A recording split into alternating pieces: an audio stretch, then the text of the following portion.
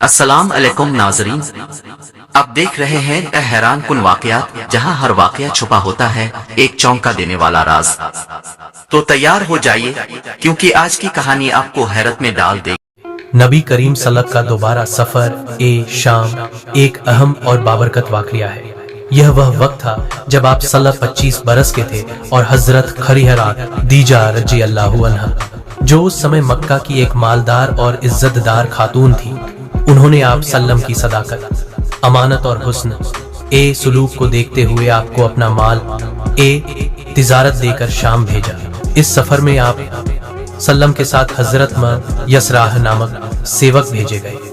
یاترا کے دوران میسرہ نے پیغمبر سلم کی سچائی، ایمانداری اور نیتکتا کا ویاوہارک اولوکن کیا۔ دھوپ میں بھی آپ کا سلم کا سایہ نہیں ہلتا تھا، جس پر ایک بھکشو نے میسرہ سے کہا، یہ ویکتی پیغمبر بنے گا والا ہے۔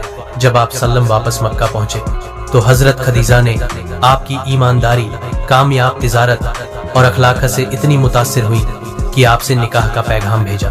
یہ سفر صرف ایک تجارت نہ تھا بلکہ رب کی طرف سے آپ صلی اللہ علیہ وسلم کی نبوت کے لیے ایک تمید تھی۔ اگر آپ کو یہ حیران کن واقعہ پسند آیا ہو تو ویڈیو کو لائک کریں، چینل کو سبسکرائب کرنا نہ بھولیں اور کمنٹس میں اپنی رائے ضرور دیں۔